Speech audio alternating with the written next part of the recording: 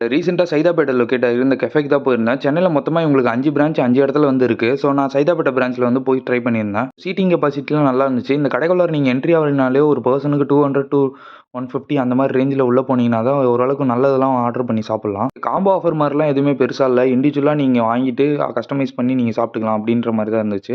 So பட்ஜெட்டும் பார்த்தீங்கன்னா ஒரு 200 two 400 அந்த மாரி ரேஞ்சில தான் இருந்துச்சு. உங்கள்ட்ட என்ன ஆர்டர் பண்ணியிருந்தேன்னு பார்த்தீங்கன்னா, ஒரு சிக்கன் டிக்கா மோமோஸ் ஸ்டீம்டு தான் வந்து ஆர்டர் பண்ணியிருந்தேன். இது சாப்பிடுறதுக்கு வந்து ஒரு ஆவரேஜான டேஸ்ட்ல இருந்து ரொம்ப ஹையாவும் இல்ல, ரொம்ப லோவாவும் இல்ல. சிக்கன் டிக்கா மோமோஸோட பிரைஸ் வந்து ₹100. இதுவரைக்கும் சாப்பிட்டதே இல்லாத இந்த சிசிலியன் ப்ரௌனி வந்து ஆர்டர் பண்ணியிருந்தேன். இது எப்படி இருந்துச்சுன்னு பார்த்தீங்கன்னா, கீழ இருந்த கேக் வந்து பழைய கேக்கு, மேல இருந்த ஐஸ்கிரீம் வந்து ஃப்ரெஷ்ஷு. ஸோ சாப்பிடுறதுக்கு ஓரளவுக்கு ஆவரேஜான டேஸ்ட்ல இருந்துச்சு. இதோட பிரைஸ் வந்து 200. இது வாங்குனீங்கன்னா, நீங்க மறக்காம வந்து மேல சாக்லேட் வந்து கம்மியா ஊத்தி சாப்பிடுங்க. ஏன்னா, அதிகமா ஊத்தும்போது கீழ இருக்கிறது வந்து அந்த இரும்பு பிளேட்டா என்னன்னு தெரியல. அதுலருந்து ரொம்ப புகை வருது.